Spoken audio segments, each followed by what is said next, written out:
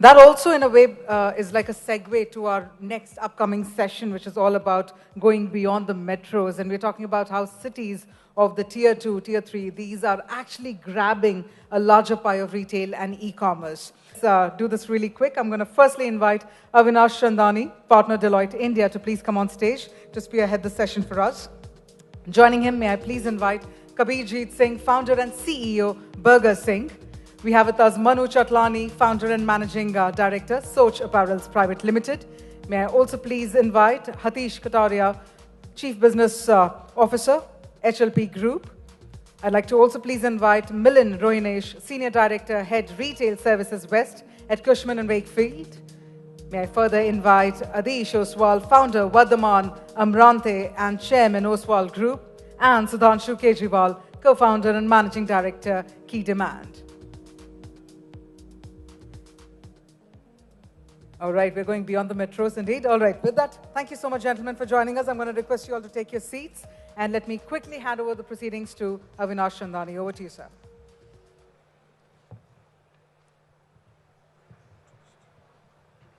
Hi, good afternoon to all of you, and thank you so much for your time and making it, for this interesting session. Just to take the conversation beyond, the last session that was there, right? So we're seeing a lot of action in tier 2, tier 3 cities.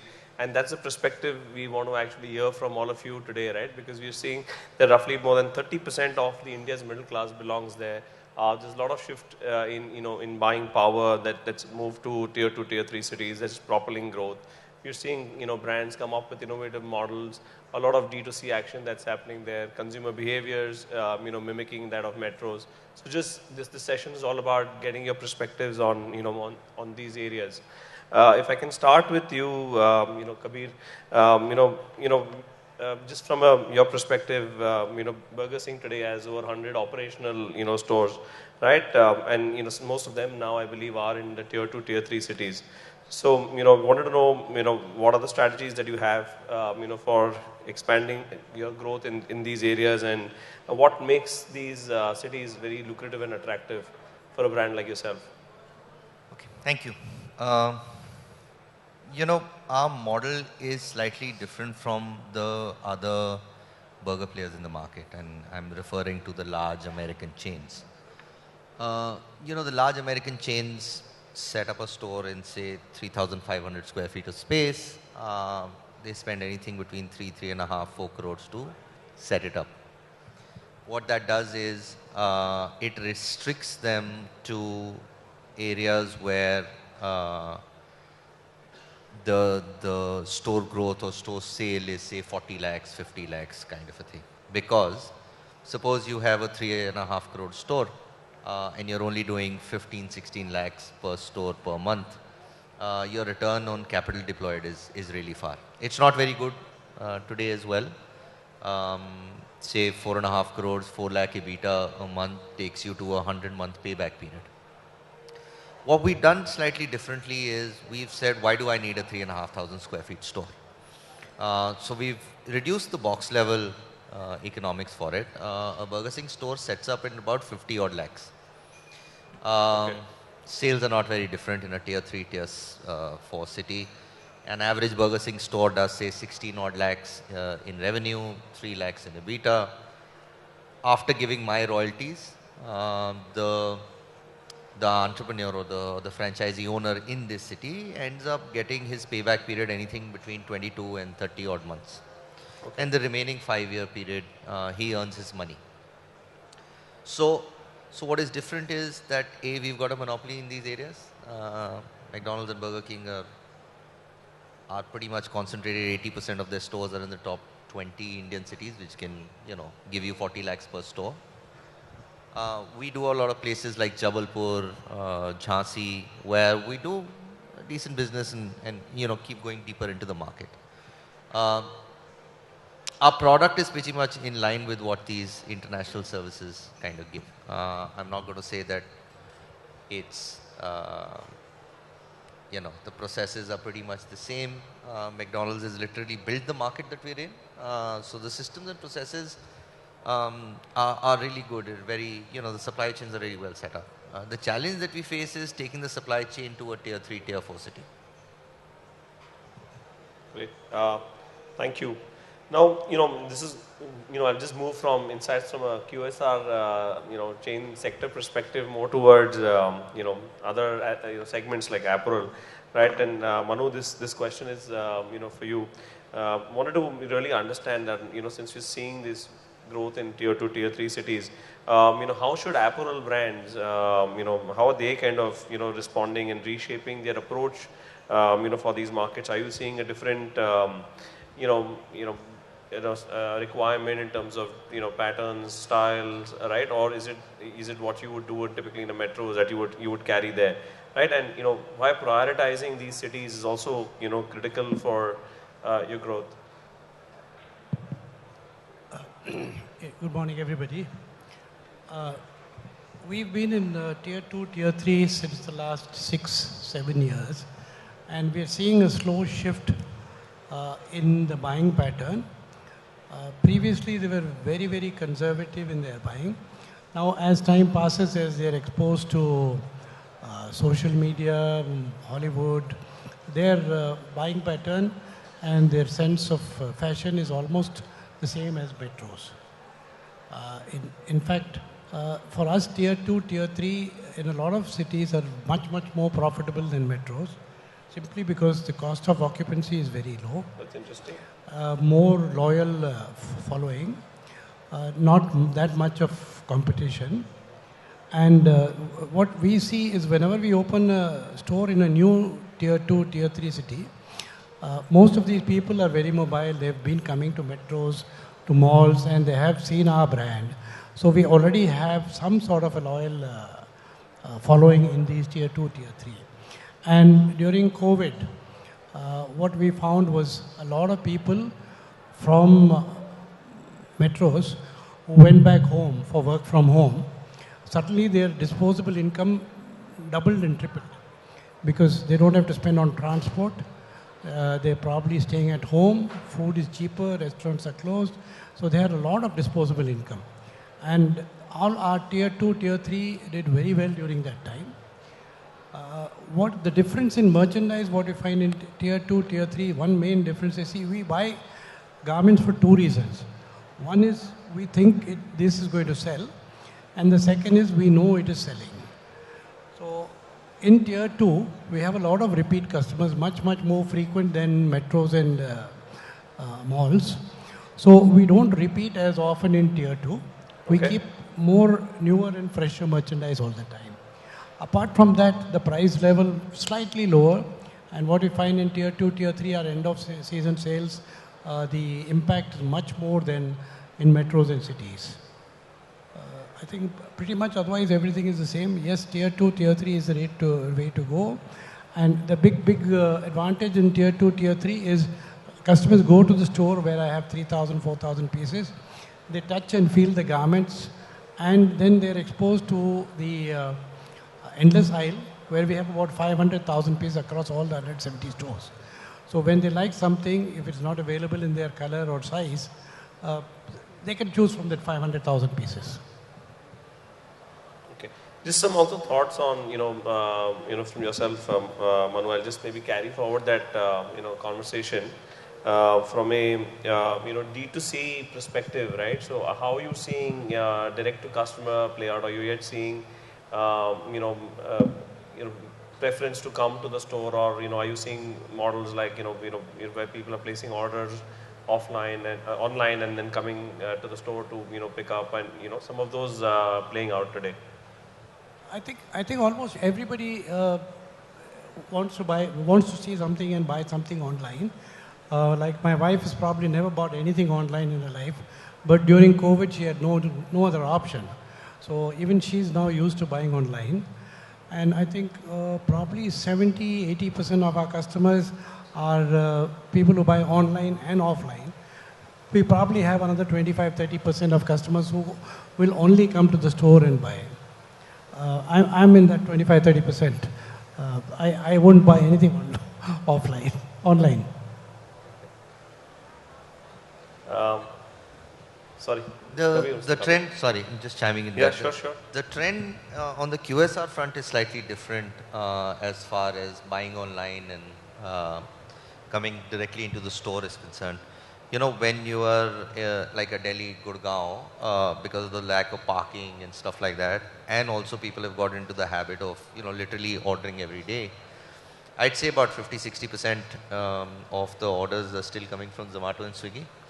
I don't know if I should be saying this because the previous panel, Third Wave Coffee, said that he doesn't want to share his data, but in tier 3, tier 4, what we're noticing is that going out is still an event.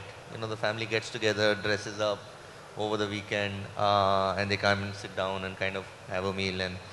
And the dine-in delivery ratio over there is upwards of 80% Wow. is dine-in.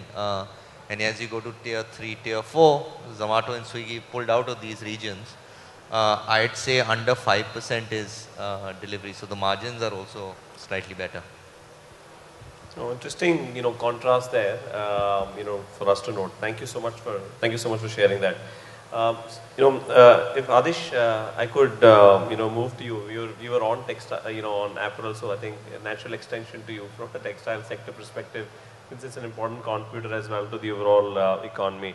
How are you seeing the growth in tier 2, tier 3 cities from a textile sector perspective, and are you seeing a lot of demand that's moving there, manufacturing setups moving there, right? Some thoughts from you. So, hi, good afternoon, everyone. So, Avinash, the overall organized trade of textile is north of $170 billion in India. And apparel forms about $96 billion, out of which 12% is organized in terms of, the organized retail. And it's almost 55-60% is apparel. If you look at last 10 years of shift in terms of textile application across the spectrum of value chain, it's no more restricted to your garments. I think the application has really gone widespread. If you look at the number of dwelling units has come up in India in last 10 years, the amount of home textile, home furnishing, is huge. So there are various categories which have really grown. Also, if you look at within fashion, there are new categories like athleisure wear, which is really in vogue. If you look at the craze for sneakers, the entire, trends post-COVID has really evolved. Like we talked about, of course, both omni-channel, online and offline as well. So it's a 15% run rate in terms of a CAGR, in terms of growth in India.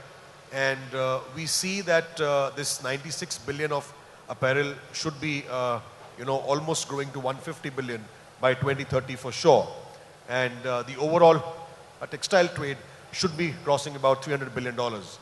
So we see a good consumption overall. Coming to the tier 2 and tier 3, what you talked about, I think in last 3 years itself, there are more people who can share data. But as per my facts, there's more than 35% of supply in organized retail and organized real estate rather, which has come up in tier 2, tier 3 post-COVID. And still the level of penetration, if you look at, is very low. Very, very low. That's number one. Number two, the fragmentation in terms of the go-to destination is still not there where, as a family, as a group of friends or as buddies, whatever, you can go to one place to fulfilling all your needs, in terms of food, entertainment, shopping, whatever it could be. So still, I would say the entire appetite, whether for apparel or for organized retail or for shopping centers, in tier 2 and tier 3 is going to be a lot. And by the way, also in the apparel category, you can have a shirt of 500 to 50,000 rupees. In tier 2 and tier 3, from 2013 to 2019, the growth of luxury segment apparel is grown by 50%, by the way. Wow.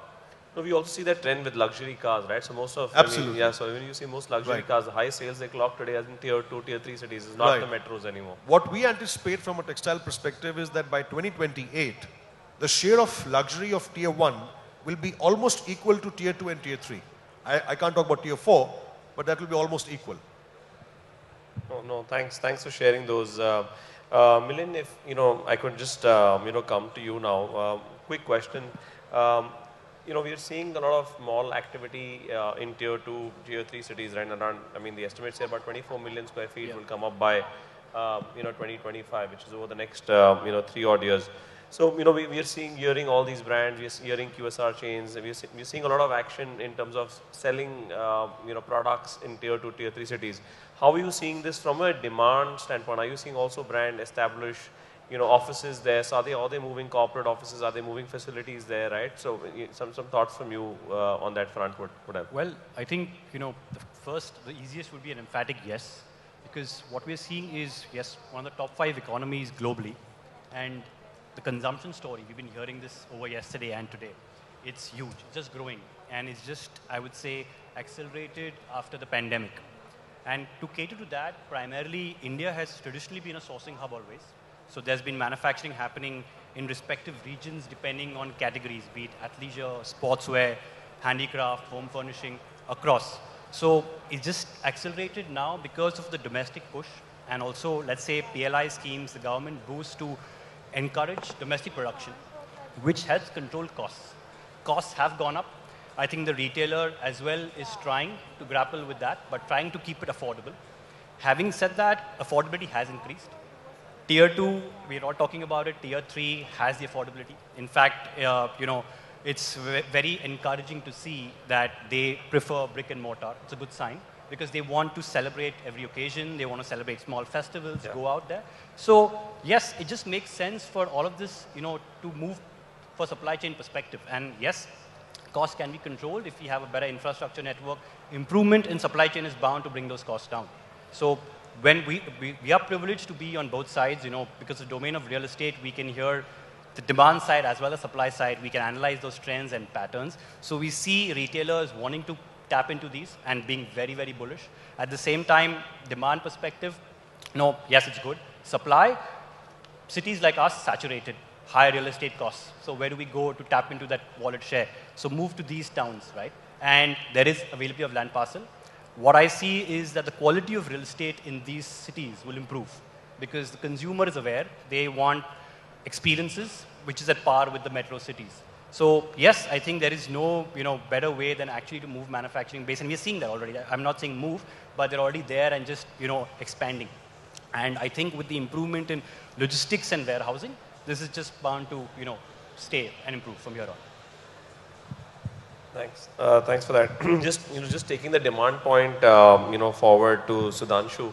Sudhanshu, you primarily help aggregate demand from, all, if I can say, from, all interested, parties, right? So some thoughts from you. How are you seeing demand really shape up, from tier 2, tier 3, and, markets that are beyond, sure. Right? And, is some interesting facets there that you're seeing in, what shape and form, and, what category, type of demand are you seeing there, and how are you able to, connect the dots? Sure. Thanks, Avinash. So we have been aggregating demand from retailers, corporate offices across the country. In the last 5 months, we've aggregated close to 4 million square feet of leasing requirements for retail across the country, say 250 cities. There are 7 tier 1 cities. That, I think, gives you a very clear indication as to where brands are looking to expand.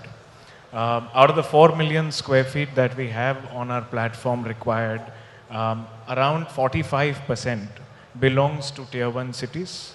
There is, as much as there is saturation, there is still hunger to grow in tier 1, but right. 55% of those requirements are coming for tier 2 to tier 5 cities.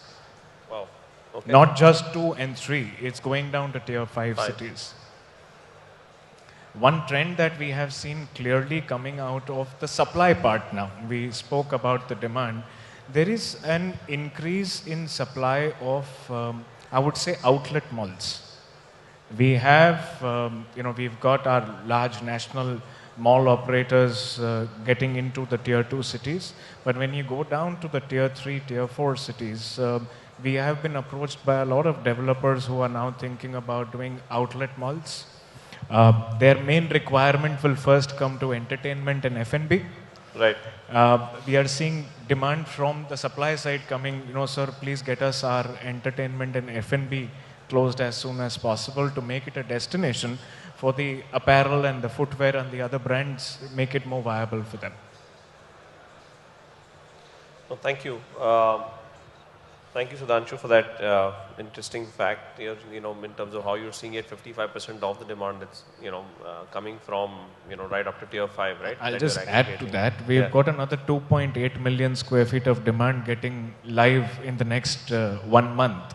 Now that has been more, that has been about 65 to 70% tier 2 onwards.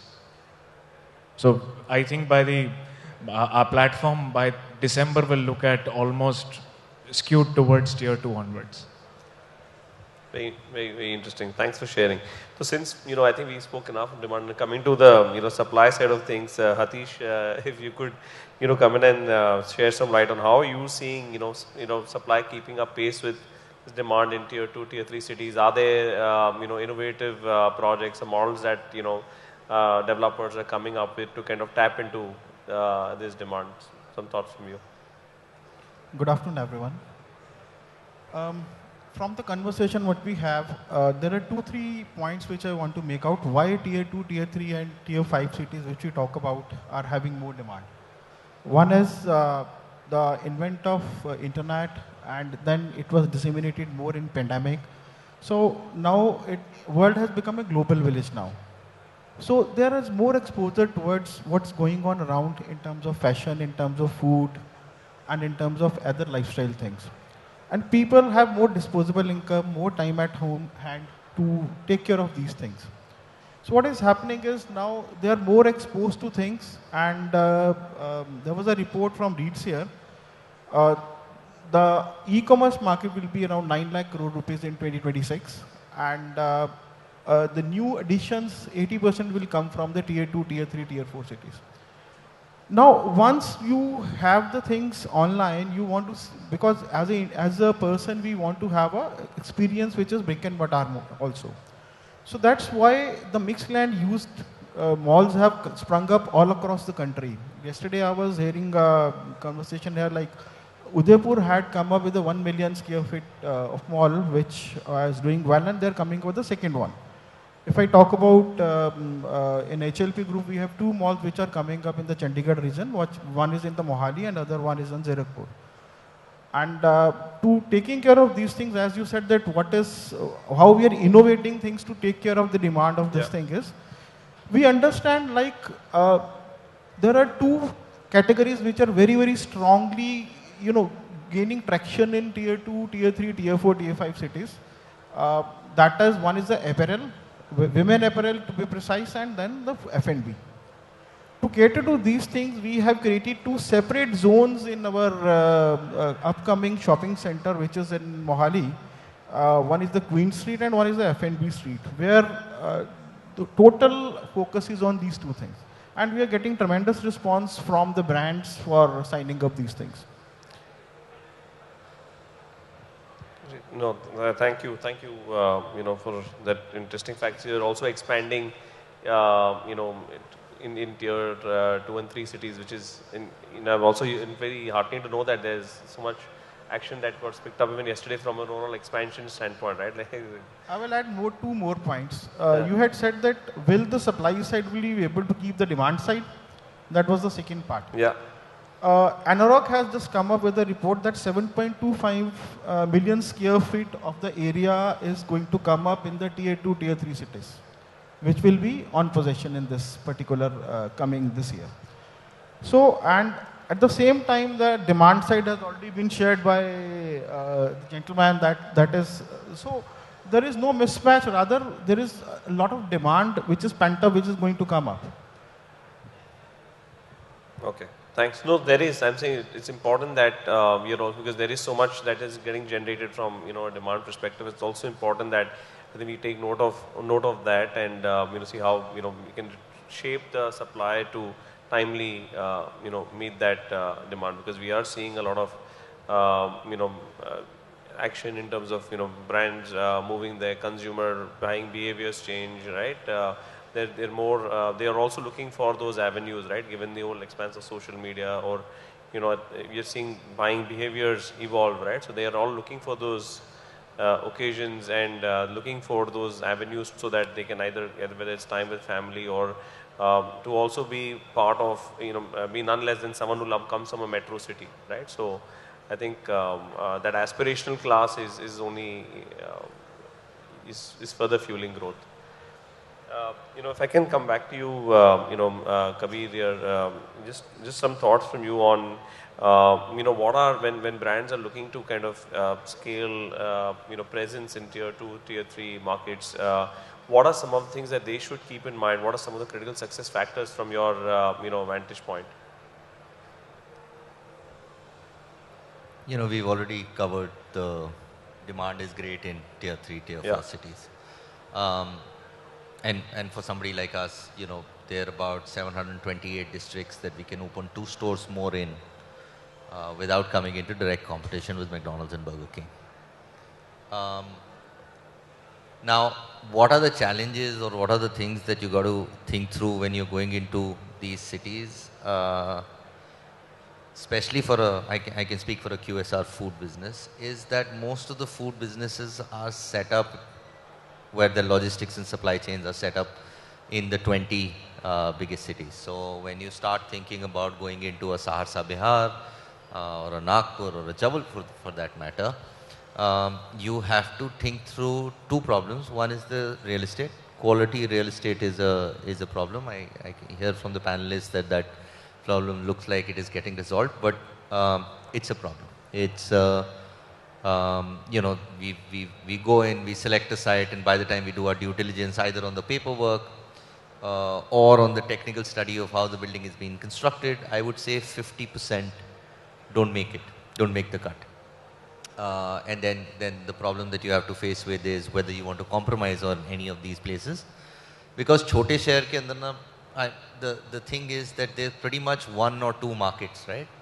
In a tier 3, tier 4, unlike, Bombay, you've got Bandra town, this, that and stuff going on. In a small place like Jabalpur, you've got 2 basic markets. And in that, the real estate is limited and quality real estate is even limited. Yeah. The second thing is the logistics of it. Again, from a QSR perspective, all the warehousing, all the suppliers or the vendors are around in this cluster. And so if you go to say a Nagpur or a Jabalpur, your vehicle cost kind of goes up. And then you need to think about how are you going to cluster this approach.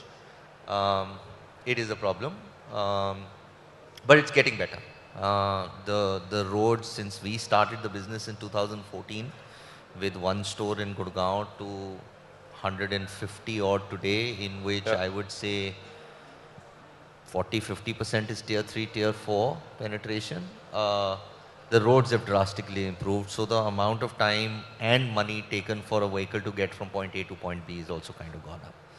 These are 2 things that you definitely got to go in on the risk side when you're going into a tier 3 market. On the plus side, but just there, right? How are you addressing some of these, right? So, while, these are challenges, but, one has to have presence there as well, right? So how are brands even addressing this, right? So, So, one is the supply chain problem, one is the real estate problem. We do a lot of franchisee business. So in a tier 3, tier 4 city, the local entrepreneurs knows a lot more about his city than, an analyst from IIT sitting behind a desk at Burger King head office does. So that's one thing that you got to kind of let him identify where the footfall is coming. And then we've got to, build a strong business development team which goes to these cities at our cost, because, the franchisee is your partner at the end of the day. You don't want him making any mistake. So we bring in the technical know-how from that point of time, whether it would be, negotiating the rental agreement with the landlord, whether there is a technical study or whether the feasibility of the shop is there. That's one. That's on the real estate one. The second one, which gives me sleepless nights, is the supply chain aspect. If it was easy to execute, there'd be everybody in these cities, right? When you have a first mover advantage in these tier 3, tier 4 cities, you take a few kicks every now and then. How are we solving for it is, we are building our own cold storages in places where you don't expect a company to be setting up cold storages. Right, so some investment again in infrastructure, getting more hyper-local, having, feet on the street, people who understand the lay of the land there. Okay. And the local entrepreneur is a big help here. A lot of people are reluctant in doing food franchises. If you look at the franchisee landscape in India, there are not too many single owner restaurant type franchisee businesses. There was Subway and I believe they've stopped doing, they stopped selling franchisees now because of some takeover over there. So you let the entrepreneur at the local level kind of do a lot of the heavy lifting and trust that guy. India is an entrepreneurial kind of a country, right? Sarkari jobs were limited. Everybody has a dukaan or makaan or something like that. No, thank you for your thoughts there. Adish, while we are this question for you, you're hearing a lot of great things about demand, but also certain challenges, right? So also what was important to get a sense of is for brands like yourself, how are you looking at driving the whole sustainability agenda as well? Because there is so much, this fast fashion trends are evolving, changing. Right, so how do you, also, while you cater to this demand, how do you also ensure that you do it in a, sustainable way and, have control over, the wastages that one would happen given trends are, evolving very fast? So, going to the the upstream of the value chain of textile, there is a significant push by the, I would say the A20, the apparel 20 retailers of the world, not the G20, but and all of them have committed more than 50 to almost 80% of their apparel from a recycled source and a sustainable source. This is getting already implemented as we speak. Even in cotton, for example, like India is a cotton growing nation, organic cotton, right? And BCI, which is the best cotton initiative, certified cotton, is a huge demand, especially, as a exporting nation of yarn to countries like Bangladesh and China, which are the big consuming centers. The almost more than 40 to 50% of the exports of yarn is sustainable, is recycled. Also on the synthetic side, just to share with you, Avinash, the recycled polyester is a huge growth. Brands like H&M, Primark, CNA, you name Marks and Spencer, everybody has a huge footprint of recycle and sustainability program. They've dedicated teams, right from design, merchandising, sourcing, all put together, who's absolutely focusing. And I feel that probably as we speak today, you also have tags, by the way. As you go to stores with the H&M and all, you have these recycled polyester and all that. Even cotton, for example, cotton garments are also going back to getting made into fiber, getting converted into yarn, and being used again as fresh garments on a recycled basis. So there's a lot of innovation. A lot of innovation is coming in that aspect overall. Thank you. Sorry, I understand time's up, but I'll just take maybe one more question, that I would like to ask, because it's important that we summarize this, well amongst all the panelists. Maybe I'll ask this question to Milind. Milind, we've heard, both sides of the story, both from a supply, demand, we heard to all of those. What is that? Because we are also seeing boundaries between sectors blur, right? So how do you believe that both the real estate and the retail sector, can collaborate more effectively, to drive growth? Well, I think, on all counts, there's always been a massive collaboration.